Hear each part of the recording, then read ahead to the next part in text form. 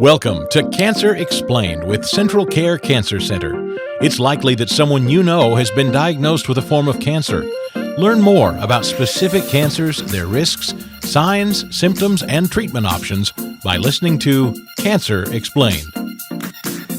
Hello and welcome to Cancer Explained with Central Care Cancer Center. My name is Leanne Powers. I'm the Marketing Director for Central Care, and with me today is radiation oncologist Dr. Perez-Tamayo. At Central Care Cancer Center, we are dedicated to keeping expert cancer care close to home. We have state-of-the-art facilities throughout rural Kansas and in Missouri. Whether you need radiation, chemotherapy, a second opinion, access to clinical trials, financial counseling, or other supportive services for yourself or your family, Central Care Cancer Center is here for you. At any time, feel free to email with any questions or comments to askdoctor@cccancer.com. That's askdoctor@cccancer.com. March is National Colorectal Cancer Awareness Month. So today, our discussion on Cancer Explained centers around colorectal cancer as well as anal cancer. So first off, doctor, do we want to talk anatomy of the colon and rectum and how it all begins? Let's do that. It is a very common cancer. It's one of the top 5, in fact, 3rd in the country. And unfortunately, 20% of the people that come in with colorectal cancer come in already with spread onto organs, liver, lung, etc. And this is an unfortunate situation, not that it can't be completely eradicated as a stage 4 cancer and be picked up early, but I think you need to be aware of symptoms and signs early on so that you don't have the situation where it gets out of hand. So anatomy is very important. Most of the cancers are divided into either the left side or the right side. And you may think, well, what does that mean? Well, the rectal cancers, which are the cancers that are within about 10 to 15 centimeters from the anus, are considered rectal, and they are treated in a very different manner than those that are beyond the rectum, which is the entire other part of the colon. That includes the sigmoid, which let's just go from the beginning. Mm-hmm. We have the anus, which is a different topic altogether. We'll touch up at a later time. Then we have the rectum, which is a rectal ampulla, which is the whole anatomy of it is to store basically the last parts of the stool so you can get the water out of there. And then you have the sigmoid, and it's like an S, that's why it's called the sigmoid. Then as we're going up towards the diaphragm, we have the colon that goes all the way to a little kink, which is the splenic flexure. Then we have the transverse colon, and then we come down all the way to the cecum, which is a pocket where the appendix is. And that's where the small bowel attaches to the large colon. The large colon is the last part of your intestines, which make you basically compact the fiber or any kind of residual from your food and extract whatever last bits of water or other nutrients that you could possibly use. So again, the right-sided colon is a very large part of your colon, yet it is not the largest part of the colon cancers. And most cancers actually are rectal cancers, and they're palpable with the examining finger. And in addition, thank goodness, they have a big voice when it comes to symptoms because you have bleeding, you have pain, you have change in bowel habits. Much less common are symptoms when you have something, for instance, in the cecum. Cecum is basically a cul-de-sac, or like if you could imagine a street with a court, like you live in, Richmond Court. It's circular, and you can get a big cancer there and you wouldn't know really what happened. While in the rectum, even though it is very flexible and it can expand to accommodate a big cancer, it does tell you early on that there's something wrong. So since there is so much really to cover with the large intestine and the colon and rectum, you can have cancer at any point throughout any of the colon, correct? It's not that just is right. Pick a side or anything. It's No, but it mostly is in the rectum again. So why, we'll talk about the right-sided colon, but since most of the colon cancers are rectal cancers, we can then discuss things that are particular to that particular area. And we can discuss others as well, but it's treated very differently because it is below what we call the coelomic cavity or the peritoneum. So what happens is, if you can imagine your abdomen being covered by a baggie, let's say, or a balloon, and at the very neck of the balloon starts the rectum. So everything inside the big balloon is sealed by this baggie, while the rectum is not sealed by the baggie. So again, how it likes to spread and how you treat it is differently, because the patterns of failure for each of these areas is very different. How long does it take usually, like, for polyps to grow or to start? I mean, is it a long process before? It can be many, many years, but it can also be very fast depending on the type of polyp you have. There are some polyps which are premalignant and that need to be taken out as if they were cancer.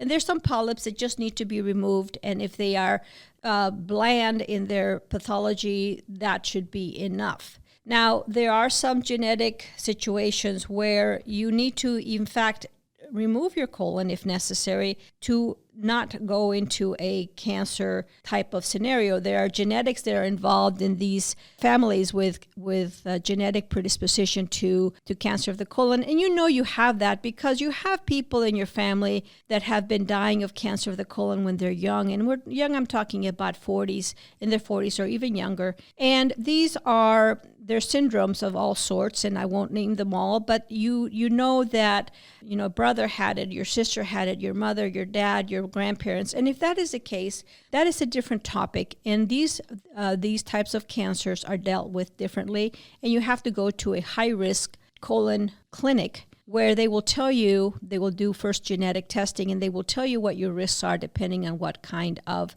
situation you have. Now, if, for instance, your brother tells you, my last colonoscopy, you had 3 and 4 polyps, or they were serraceous in nature, for instance, then you need to be alert that could be you as well, and you need to then submit to a colonoscopy early rather than later. The typical recommendations are that you should give yourself a birthday present at 15 years of age, at 50, and that is your first colonoscopy. But if you have a family history of colon cancer, it may be earlier, in fact, even in your 20s and 30s. Now, please remember that colonoscopies are very benign. They are really quite easy on your body. I was just going to say, I mean, it's not the best birthday present that I think most people want to give themselves. And they come in, I think, dreading having to get the colonoscopy. But that's unfortunate because, frankly, you don't know even what happened. The type of medications that are available now, we call it conscious sedation. It's, as many people will tell you that do these, I'd rather go to a colonoscopy than have a dental appointment. So it is really quite easy. It causes you very little trouble. And actually, the worst part of a colonoscopy is that they wake you up. You're so asleep and you're so relaxed. You want to stay a little longer in that very relaxed state. But really, other than that, you don't have much trouble. Early detection, again, is going to be key, and that is with the screening, both physical and biological exams too, right? Yes, there are many things now that you may be a candidate for. Not everybody is a candidate for these. And certainly they are something you can turn in, a stool sample or a smear, we call it, and you can, in fact, ship it in the mail, and you will come up with the results. Now, not everybody is a candidate for this, and it's easier said than done. You have no idea how many people actually have the kit sitting in their bathrooms for months and months and years and never go ahead and do it. It is not complicated, but it is a chore. Really, if you are in your 50s in particular, and you're going to see your family doctor, your gynecologist, it is so easy to do a rectal exam, and they can do a smear of your stool to see if you have hidden blood, which could be a first sign of cancer of the colon. Now, if you have, for instance, black stools, not if you're eating a lot of beets and a lot of iron, you will have black stools because of that, or you're taking some green Kool-Aid or grape. But if you don't have any of these colorings due to what you're eating, and you have black, especially tarry, and tarry, what does that mean? Sticky stool. You need to report it to your doctor, because usually what that means is you're digesting a lot of blood from somewhere up in the colon or even the stomach that is being digested and is coming out as a tarry type of excrement. Now, if you have bright red blood in the stool, it could be as simple as a hemorrhoid, but let's check it out. And a rectal exam with your pelvic exam is recommended always. Why? Because not only do you feel all the rectum, but you also get to feel your ovaries and tubes and uterus, which you could not do with just a pelvic exam. So for the men, when they get their prostate exam, likewise, a rectal exam can serve also as a way of seeing what your rectum is doing. But your colon, that's a different story, meaning the balloon I shared with you above the neck of the balloon can only be seen with a colonoscopy, yet you can have symptoms that are just not quite right. You, for instance, have a normal stool mostly once a day, let's say in the morning, and all of a sudden you're having constipation and diarrhea at the same time, or your bowel movements change from 2 and 3/4 times a day or none at all. And this is something not due to eating a lot of cheese or other things that are maybe disrupting your digestion. It's better to check it out and be sure it's nothing. Again, I'm with radiation oncologist and president of Central Care Cancer Center, Dr. Perez-Tamayo. March is National Colorectal Cancer Awareness Month, so we've been talking about colorectal cancer. Of course, you're always welcome to email your specific questions at askdoctor@cccancer.com. And doctor, one thing I wanted to ask you is if, for example, someone is not feeling well at all, so they go and they get their blood, tested to run just a normal blood test, and they see that maybe your red blood cell count is low and you might have anemia. That also could be some sort of a risk factor, correct? Because you are losing blood? It's not a risk factor. It is actually a symptom. Of somewhere in your colon or stomach area or even esophagus that you're losing blood very slowly. In fact, that is the most common presentation. And people, what do you have when you have a anemia due to blood loss? You feel tired. You feel short of breath. You may get palpitations of your heart. So see, all of these don't point to your colon, yet they are due to a colon problem because you're losing blood. And I can tell you in my own personal experience with my family that does come from a colon cancer situation, that has been the first symptoms of all the people, including my mother who had colon cancer. You begin to just fall asleep because you're tired. You may be in the restaurant and you order your food, and before the food is out, you're just wanting to go back home. So this is a very, very common complaint, yet it may be so subtle that you may think, I'm working too much. I'm putting more hours in. It's too hot. All of these things that dismiss the symptom. Don't do that. It is a subtle symptom, but it is a very important one. What about these risk factors then? I mean, I know we talked about, even family history, but is something as even having IBD or something, is that even a possibility of being a risk factor or not? Or Crohn's or... Yes, all colitis? of these things can lead to cancer of the colon because... And some things are not worked out. People think it's irritation. And with like Crohn's disease, there are syndromes that will put you at a high risk. Or for instance, people that have multiple endocrinological problems may put you at high risk, or something called the Lynch syndrome. What is that? Well, you begin to see that not only you have colon cancer in the family, but maybe you have other cancers, for instance, glioblastoma, multiple polyps, breast cancer, other things that put you in this higher risk situation. And now that we have blood tests that can tell you if you have a genetic mutation, then you are again go to a high risk clinic. And it's such a simple thing to do. People, they don't do this very much, but they should. They should start chronologically putting in a family tree and seeing, what has happened, who has had cancer and at what age. And it could even be also stillborns. People don't count those. People that have had a lot of miscarriages, sometimes it's because the child has a mutation before they are born and they have a stillbirth or a miscarriage. So knowing these things, asking your grandmother, your mother, your aunts, all of these things, keeping in touch with this part of your family is important to you and to your descendants. Stages. Let's talk about like stage 1 versus stage 3 or 4 with colon cancer as far as survival rates and stuff. Of course, if early detection and you can catch it early, your chances of survival are higher, correct? Oh, there's no doubt. As I said at the beginning, 20% of the cancers of the colon present already at stage 4. Stage 4 meaning that they have already spread onto the most common sites, which include the lung, the liver, and the peritoneum. What is the peritoneum? What I said before, the coelomic cavity. So if you can imagine again this baggie that your bowels are in, it has basically shed seeds and is floating around in the cavity. And there are some challenges due to that, and I'll go over that, why these are challenges for treatment.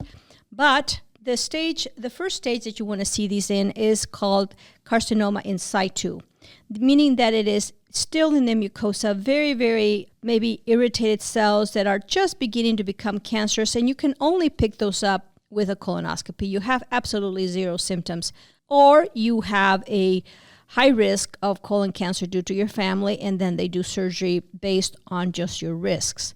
Then we have T1 or stage 1, which is a cancer that just is invading the mucosa. And the mucosa is basically the lining of your colon, and it hasn't gone beyond that. Then we have a T2 cancer, which invades the first muscle layer of the colon. And from then you have cancers that are, for instance, T3, which go all the way to the serosa or the casing. Let's say the casing of, you can imagine, let's say a sausage. It involves muscularis propria into the colorectal tissue outside. And then we have a T4 cancer, which is involving surrounding structures. And for instance, in the cecum or that cul-de-sac I talked to you about could be the liver, direct invasion into the liver, or it could be that it's involving the baggie, the peritoneum, or in the rectal case, it could be involving your prostate, your bladder, the uterus, the tubes, the ovaries, all the surrounding tissue. Then we have lymph nodes. And what are lymph nodes? And I've said this before in one of our talks. These are channels, these are connected channels into these stations or lymph nodes, which are supposed to identify things that are not supposed to be there. So if you had an infection, they would be swollen or, inflamed. But when it comes to cancer, they go into these ducts or channels. Imagine a train station the train going into the station or the node, and it doesn't know what it is, so it sends it to the next station. And these lymph nodes are very much involving the surrounding structure of the rectum, but they can also go into other surrounding areas that are usually anatomically described by the vessels that are affiliated with actually feeding that part of your colon.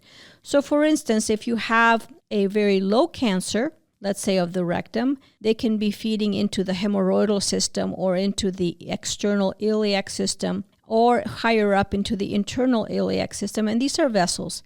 These nodes then go all the way up to your neck if they would be that involved. So you want to avoid having a lymph node involved because that automatically puts you at a stage 3 category. And the difference between a stage 1, which is almost 100% survival, versus a stage 3, which, is about, if you're very lucky, and depending on how you respond, we're looking at 50% survival. It's a huge difference. Yeah. Doctor, I also wanted to ask you about something I've heard some patients talk about when I've talked to some patients that have colorectal cancer is their CEA test, the tumor marker test. How reliable is that, and what is it really used for? Well, the CEA and other tumor markers is not always reliable because not all tumors secrete this humoral substance, which is then picked up in the blood. A humoral substance, let's say it's a juice, and it then gives you a level of how active this cancer is. But not all cancers secrete it, so if you have it high, you can follow it and you can see if your cancer is active. Having this go down with your treatment and then go up is a bad sign. Now, if you have it and it doesn't go down with treatment, it's a bad sign. But if it goes down and stays down, it's a good sign. But not all cancers secrete it, and especially cancers that are more aggressive. Now, you can have a CEA or other of these humoral substances because you smoke, because you have other damage elsewhere, like in your liver, but they should be at a certain level, not at a level that is beyond what we consider, just a low level or a level consistent with, let's say, a smoker. So they can be useful, but really what is the most useful besides a rectal exam or a colonoscopy is the radiographic examinations to see if this has gone beyond the level of a certain treatment. And that includes, a CAT scan and a PET scan. They tell you different things. A CAT scan tells you about structure. For instance, are your lymph nodes involved because they are bigger? And a PET scan tells you if a normal lymph nodes, normal size, is there something inside them that is active and should not be there? We are now using more MRI for staging and for also treatment of colon cancer, especially the rectal cancers, because they tell us more about involvement of the fat. The fat in MRIs there's more affinity to seeing if it's invaded. And that tells us if it's a stage 1 or 2 or 3, or if there's lymph nodes involving in the fat. And that, again, would put you in certain categories of treatment. I'm Leanne Powers with Dr. Perez-Tamayo from Central Care Cancer Center. We've been talking about colorectal cancer, but now, doctor, let's talk further about anal cancer. Is this fairly common, fairly rare, this type of cancer? Actually, we're noticing that this is actually a much, much more common cancer than it used to be, perhaps because we're recognizing it earlier. But because of the HPV virus that has now become more prevalent, human papillomavirus is the number one reason why we have cancer of the rectum. Of the anus. Yeah. Actually, there's a very distinct difference between the pathology when you're looking under the microscope of what a rectal cancer is versus that of an anal cancer. I did not mention this before, but colon cancer is mostly an adenocarcinoma or a gland cancer from the mucous glands of your lining. This is a cancer that is distinctly of the skin of the anus. Now, there are people that divide it into what we call the transitional zone, meaning the cancer that is right between the anal cancer and the rectum, where one is an adenocarcinoma and one is a squamous, and they behave differently. Perhaps some people don't feel that way, and some are that is involving the anus proper, and one that is involving the skin around the anus. And so this is more akin to cervical cancer in many ways because it is a human papillomavirus type of cancer. And there are distinct activities which can cause you to have a higher risk of having an anal cancer. And the number one, of course, is having human papillomavirus. So if you have human papillomavirus in other places, for instance, the cervix, the vulva, the penis, the oral cavity, any part, you are at higher risk of having an anal cancer. Then we have other problems like smoking and anal cancer, and immunosuppression, meaning that for some other reason you are getting treated with immunologically suppressing drugs like a renal transplant, and you are just not able to control this infection because human papillomavirus is an infection of a virus, or another immunosuppression type of situation like HIV, and any organ transplant, any of these cancers that can be produced by viruses can go kind of wild. So if you are taking anything for rheumatoid arthritis or organ transplantation, anything that is suppressing, or you have an autoimmune disease, you are at higher risk. Can anal cancer spread then to the rectum? Yes, but it is not as common. Actually, anal cancer spreads locally. Yes, indeed, it can spread to the vagina if you're a woman and cause a fistula. What is that? Well, it's an abnormal connection between the surrounding structure, which is the lower vagina, or it can spread upwards into the rectum. It can spread around the skin. But the number one area where this likes to go is into the lymph nodes of the groin. So the lymph nodes of the groin, which are where if you can feel your pulse in your groin, those are the first lymph nodes, the femoral and inguinal lymph nodes, external iliac lymph nodes that are involved. In fact, they're involved so often that even if you don't have them positive by exam or by radiographic testing, we still treat them. Okay, so tell me this. So as far as prevention for this would be like an HPV vaccination type of deal, or even condom use if it's is sexual activity yes, a possibility for absolutely contracting anal cancer? Yeah. Yes, this is very common. And certainly protection is very, very key. And yes, the vaccination is very, very important for prevention of HPV infections and the consequences of them. But there is some more purists that feel that it is two distinct diseases, that of the cervix and that of the anal area. Nonetheless, they are highly curable, both of them.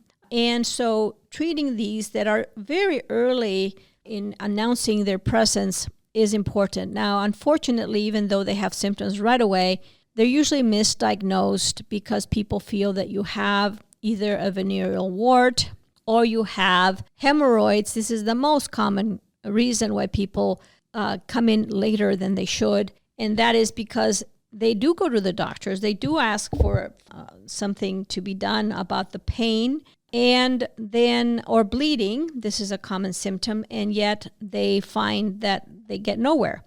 Now, this is why I always stress to people that if you're feeling that you're not getting the answers you want and you want to make sure, maybe get a second opinion. There's no reason why you can't. And even though you may not have been diagnosed with cancer, you can always go to a cancer center for a second opinion if you feel that there is something going on.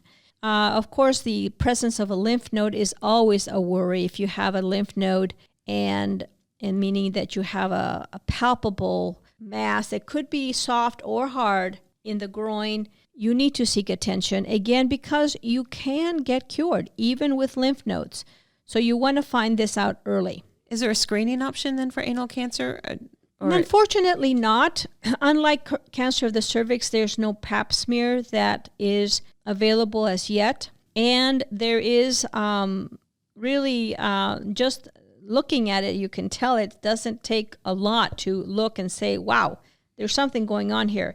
And a biopsy of this is simple enough because it's very accessible. And you will find that 90% of them will have HPV positivity on the pathology exam. So once you have that established, then you go through a workup. And the workup not only will include, of course, the rectal exam and colonoscopy or analoscopy, then you'll have to find out what about the lymph nodes. And those lymph nodes can be identified with a CT scan and hopefully a PET scan. Again, the CAT scan tells us about abnormal size and shape of things, but the PET scan may tell us for a normal size or shaped lymph node, there is something going on that isn't right. But again, even if they're negative, these lymph nodes that are in the inguinal area are always going to be treated because they are highly at risk for being involved from the very start.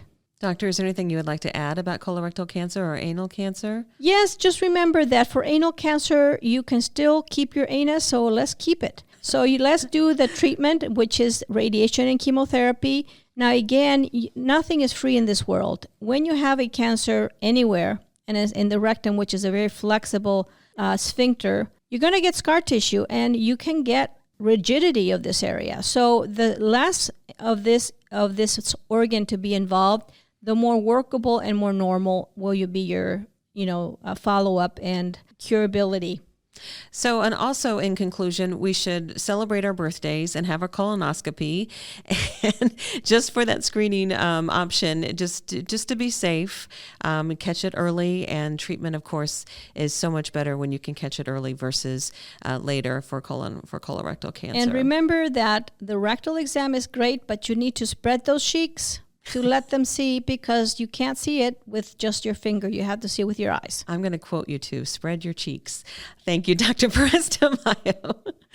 Well, we appreciate you taking the time to listen to Cancer Explained with Central Care Cancer Center.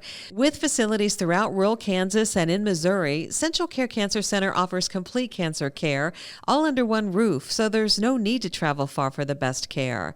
Whether you need radiation or chemotherapy, access to clinical trials, financial counselings, or other supportive services for yourself or your family, maybe even just a second opinion, Central Care is here for you. You have a choice. Bringing expert care to you is an important component in the success of your outcome. In fact, being surrounded by your family and friends, that can be the factor that elevates your treatment. Feel free to reach out by calling 800-592-5110 or visit us online at cccancer.com. For Dr. Perez-Tamayo and all of our amazing providers and nurses, I'm Leanne Powers. Thank you for listening to Cancer Explained with Central Care Cancer Center. You've been listening to Cancer Explained with Central Care Cancer Center. Offering expert cancer care that's close to home, Central Care Cancer Center has clinics throughout Kansas and in Missouri. Central Care Cancer Center. Online, cccancer.com.